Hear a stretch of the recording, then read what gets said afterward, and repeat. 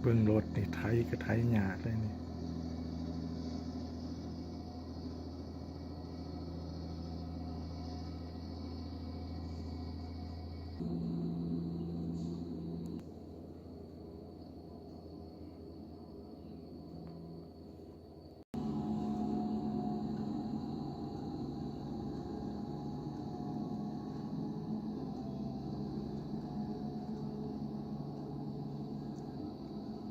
หลอนปัดยังบาดนี่เกลี้ยงขนาดบาดนี่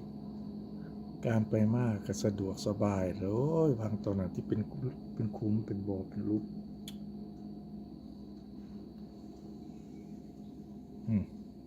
อันนี้ก็เป็นน้ำหมดอันนี้เออ